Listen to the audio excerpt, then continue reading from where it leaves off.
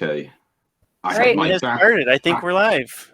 All right. Oh. Hello, everybody. Welcome. My name is Eric Pierce. I'll be your guide for the next 30 minutes as we delve into the art and craft of pop culture writing. In the likely event you have no clue who I am the editor of Fanfare. It's the largest pop culture publication on Medium. I always feel a bit like Ron Burgundy when I say that, like I'm suggesting I'm kind of a big deal. I'm really not, but I'm just sharing the facts because that's you are a big deal. Yeah. I was hoping someone would jump in and count. Oh no, stop. Come on. Yes, please. Joining me today are three incredible writers, Sheila Motion, Sarah Paris, and Simon Dillon. Much like supervillains, our panelists have an origin story that brought them to the seedy underbelly of pop culture writing. Sheila, can you briefly just introduce yourself and how you got started writing pop culture? Yeah, thanks, Eric. I'm really happy to be here and doing this on Medium Day, especially with these great other writers and thinkers. So as Eric said, my name is Sheila Motion. I'm from the Boston area, and I got my starting writing around pop culture stuff like way back for the Huffington Post 1,006 years ago. I had been writing stuff around kind of like feminism and TV and that kind of stuff. And so it really just snowballed from there. Once I kind of got in that groove of writing those kinds of things, then as the years ticked by, I kind of just expanded that. And one of my main areas that I'm really interested in is comedy and humor. So I not only kind of use that style and voice and approach, but I'm also just really interested in that topic area and where it intersects in books and movies and TV and web stuff and all that kind of stuff. So I'm into the humor verse, and that's kind of how I continued going. So thank you, Sheila. Sarah? Wow, I have a long and convoluted history, but I'm Sarah Paris. I am currently based in Colorado Springs, Colorado. Former film industry worker, have some screenplays under my belt, one of which I made some decent money for, but never saw the light of day. The other two I love and got me some meetings, got me in the door, but didn't really go anywhere. But I'm just obsessed with film. I think it speaks to my life a lot. And on Medium, you might also know me I was an editor at Mudium for 2 years, one of the top humor publications on Medium. So like Sheila, humor is kind of part of my DNA. But what I realized is that I love writing about pop culture as well, because I think we have a lot to learn from the messages that art form gives us. Mm-hmm. So yeah, that's why I'm here. Regular contributor to Fanfare. Been on Medium for about 3.5 years. So some of you may know me, some of you may not, but hi, welcome. Thanks, Sarah. Simon? Yeah. Hello, my name's Simon Dillon. I had a Damascus Road conversion to the Church of Cinema when I was 7 years old and saw E.T., the extraterrestrial. And ever since then, I have bled celluloid. I am obsessed with cinema. I'm primarily a novelist, but I do write a lot of film reviews, and that really began in about 20 or so years ago. I got thoroughly sick of having the same conversation with people asking me what I thought of particular films, so I decided to write reviews and send them around to a select group of email contacts, and from there it snowballed into blogs and reviews and some stuff that was done professionally. I mean, I've been in The Guardian, I've been in one or two other places, but most of what I do for cinema is just a labor of love, really. And I have a film review section on Medium, and I feature in Fanfare quite interminably. So that's really me on the pop culture side of, film primarily side of things. Yep. Thank you, guys. Appreciate that. So just kind of a description of how the panel will go. Format is part discussion, part Q&A. So I'll cue the panel up with a couple of questions, and we'll bounce some dialogue back and forth on that. Q&A is open, so if you have questions, you can start throwing them out there now, and then when we come to the Q&A portion, I'll start cherry picking things that look interesting and throw it back to the panel. So with that in mind, let's get into it. I'd say there's lots of things that we could write about. I think there's, for myself, there's all kinds of things I could write about, but I'm always drawn back to pulp culture. And so I kind of ignore the, the big important stuff, climate change and things like that. And I write about movies like Star Wars or whatever, because that's where I'm drawn. I guess I'm going to start with you, Sheila. I guess in light of these big important topics, why write about pulp culture? I think it is a big important topic, and I think Sarah kind of alluded to that, and when she was introducing herself, that to me it is. I call it kind of all art in an umbrella sense of a created material, and so I think it's important to look at what it is we're expressing, what we're talking about, how we're talking about our experiences, like as humans, as well as in a culture. And I think the pop culture material out of that whole universe is a lens to filter all of that. So as you too, Eric, you just said you've written extensively and continue to write extensively about the Star Wars universe, for example. But I mean, there's so much in that. There is politics, there is philosophy, there is environment, there is, relationship. It's all of this incredibly rich fodder, I think. So yeah, I think it's very important. And I don't think it is overstating it to kind of elevate it when we do delve in and we write about and talk about the things that are really kind of sparking something in us, whether that is I love this so much, I just want to talk about it, or I'm so frustrated by, what I'm seeing this franchise do or this film do or whatever. That's all getting to larger conversations about our human experience. So, and just very quickly before we move on to our rest of our panelists is anytime I sort of think to myself, like you said, kind of is this worth writing, or am I just kind of being indulgent or whatever? I always think of the filmmaker John Waters, who I love his stuff. I love his films. And if you haven't read his books, he's had a few books of essays and stuff. They are so funny and so smart. And I think nobody asked him to, make these crazy films that are very kitschy and trashy and so interesting. But he is so passionate about what he feels he wants to say using that medium and that particular aesthetic, that it's yes, that's important enough. You know what I mean? So yeah, so I kind of hold him up as as a totem to be we don't need another John Waters, but I want another John Waters. So those are great points, and I especially resonate with the passion one, because I thought you were gonna. I didn't know which way you were gonna throw shade at me for always writing Star Wars, or how that was gonna go. I'm just kidding. Not at all. Are you kidding? Just kidding. But I think it all comes back to passion. I think that's ultimately why we write what we write. I guess, Sarah, for you, with your background, do you have anything to add to that? Yeah, I mean, I think kind of echoing what Sheila said, good art speaks to deeper truths about humanity, and it helps me to make sense of my life. And so I think, I do write about other things, and like Simon, fiction is my passion. You wouldn't know it from Medium, but from stuff off platform, that's storytelling is my passion. And I think that we've always, not to sound super dramatic or melodramatic, but I think we've always, as humanity, we've always looked to art to kind of speak to us about what's going on in the world. And so I think that for me, it's impacted my life so much. Good films have impacted my life so much like Simon. E.T. was the first film I remember seeing in the cinema, and I cried for about 2 hours after it was over.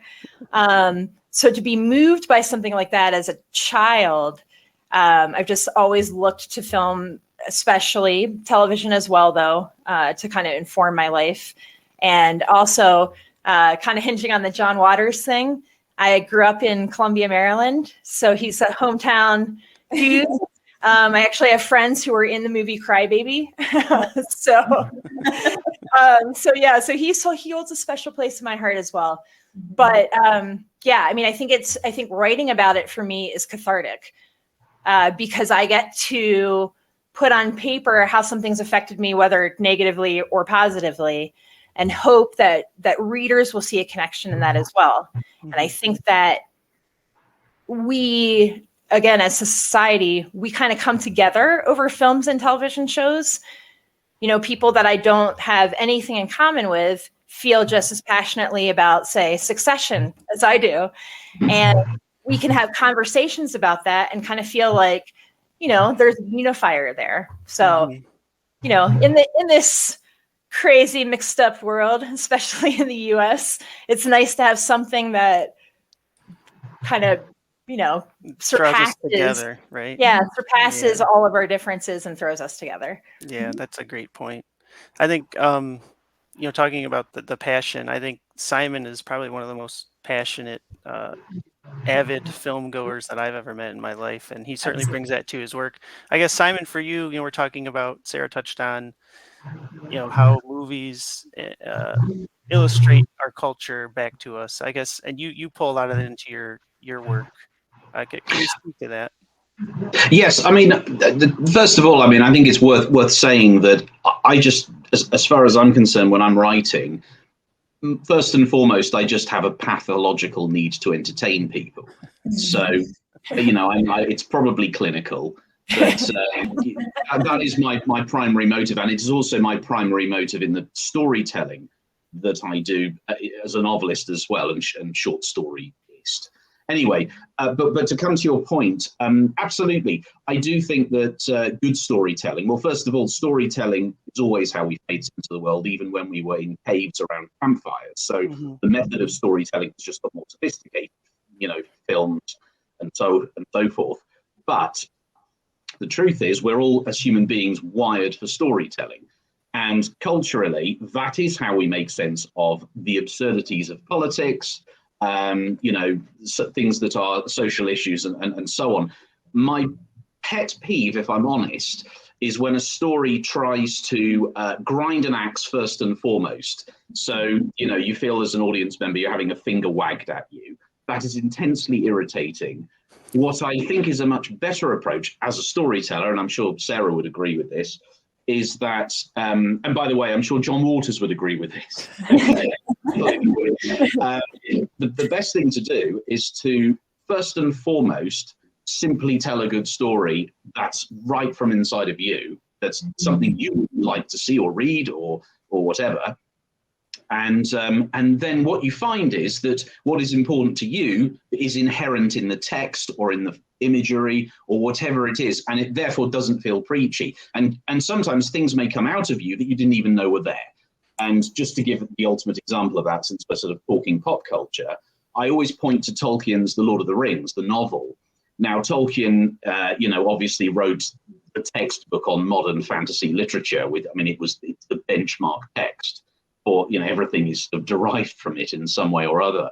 But everything that was important to Tolkien is in that novel. And he said in his preface that he didn't intend to do that. He simply wanted to write a good story. But in his preface, that's in his preface. But if you look at it, it's all about environmentalism, the tearing down of the trees. That really annoyed him. It's all about growing up. It's about courage, loyalty, friendship, all of those things.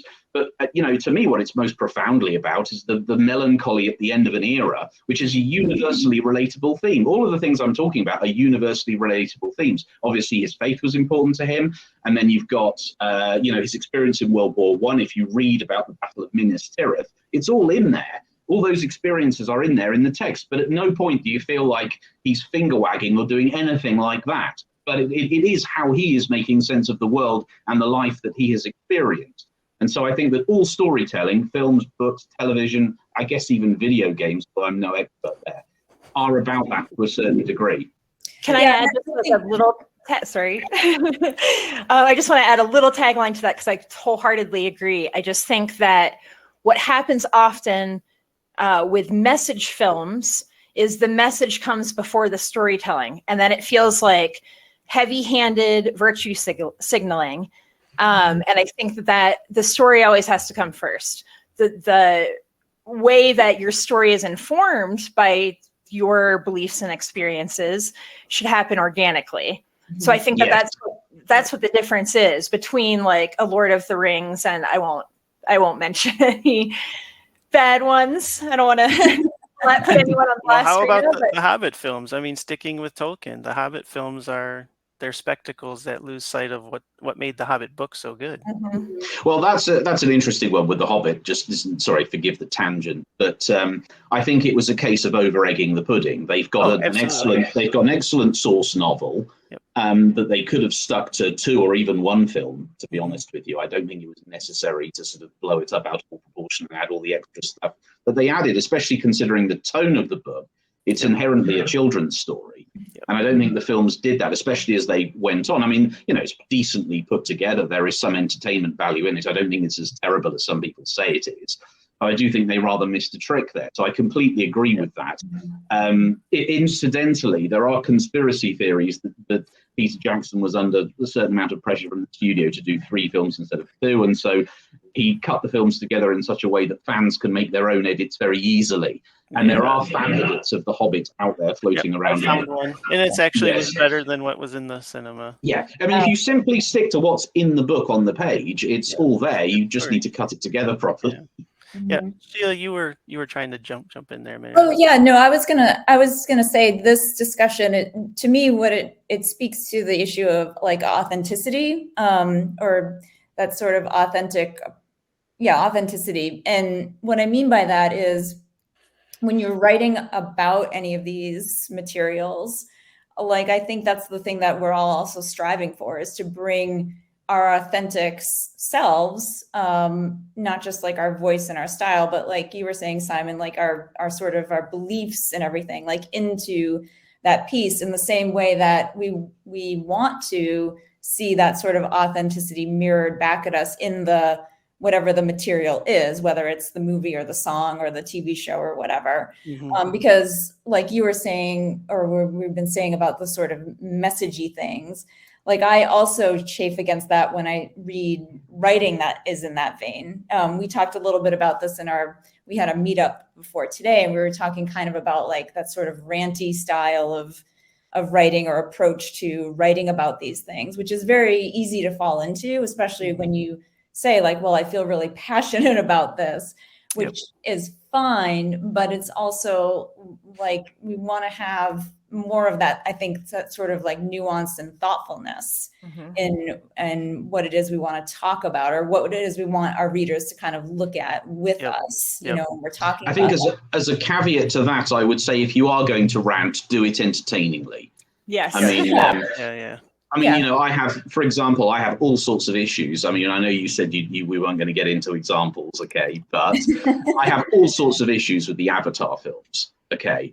And one of my issues is that I feel like James Cameron, who, I love his earlier films, okay, just to be clear, I have nothing but respect for his earlier work. But the Avatar films feel to me as though, for all their technical excellence, I feel as though he's hammering home such a sort of preachy message about environmentalism, about, save the whale, whatever it may be, that I simply get halfway through the film, I have the urge to strip mine a third world country and, go and shoot a whale with a harpoon just to spite James Cameron, even though I agree with him. So it's like, there are sometimes I agree with people's messages, but they come across in such a sanctimonious, condescending way that I feel like, no, I now do want to do the opposite, just to annoy you. Yeah, it's all in how it's done, I think so. I completely agree. It's got to come. I mean, you may feel strongly about something, but it's got to. If you are going to rant, do it entertainingly.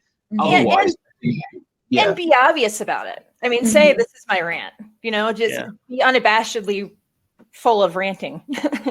So I think we've kind of naturally have segued to kind of practical discussions on how you do that, and I think that's part of the audience here. They're probably here because they want to know how to do this kind of stuff. So I guess just a quick reminder, Q&A is open. If you have a question, drop it. I do have a couple here that I'd like to throw back to the group. We've talked a bit about, we've circled this. I call it voice, but it's the you in the story, right? So it's the humor. I think we all do a good job of bringing humor into our story, which humanizes it. And to Simon's point, you can pretty much rant about anything if you make it funny. So I guess, Sarah, for you, when you approach a story, like what are the things you do to inject yourself, your voice in it, and to make it an entertaining read? Well, I think I try to see how it connects to my life. Why is this a story I feel compelled to write? Mm-hmm. And try to put examples of my own life in that.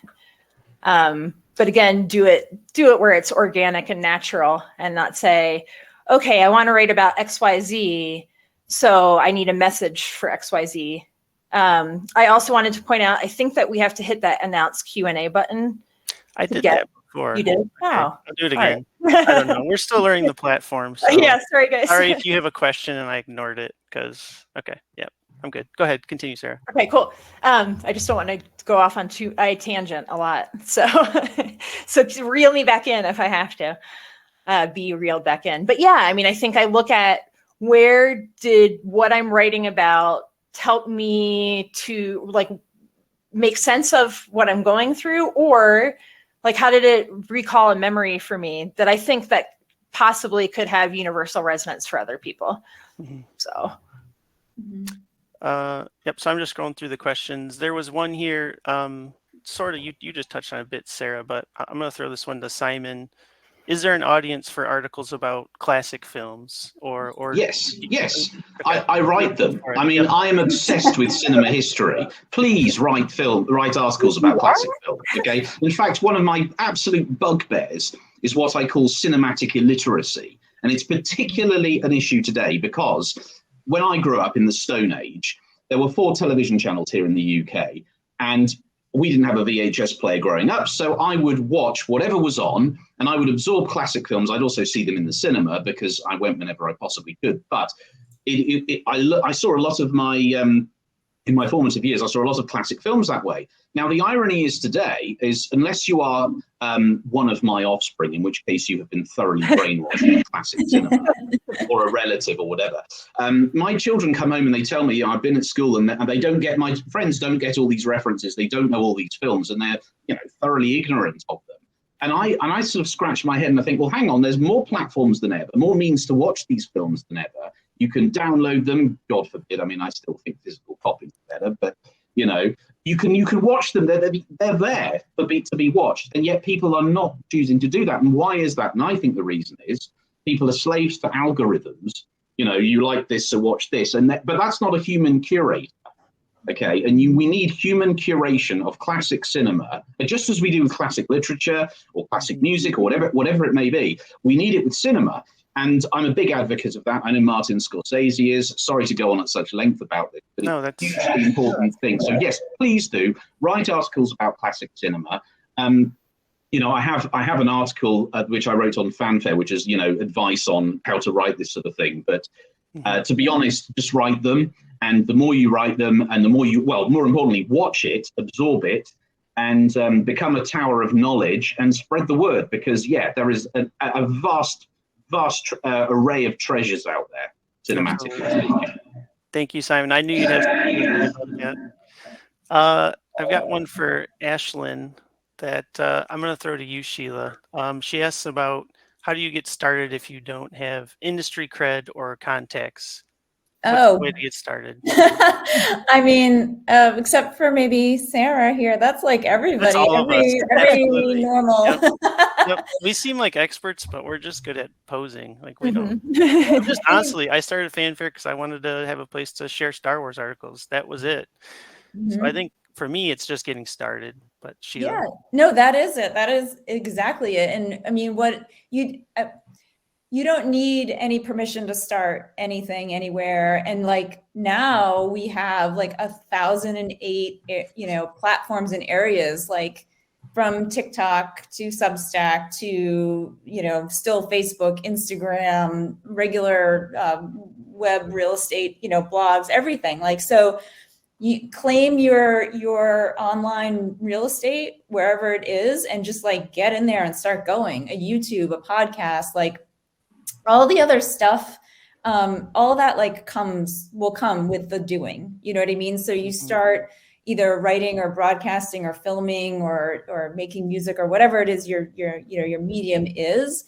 and you build those muscles. That's really what it is. And I know that's the thing that like everyone, including creatives, want to sort of like pretend that it's like the genie arrives and all this great stuff, but it's just like any athlete. It's just like anything. It's just muscle. It's just building muscle. That's right. And can I just pick up on that very briefly? I think this is very important for younger or perhaps more inexperienced writers. It's important to do it and fail and learn from it, and not be afraid of that process.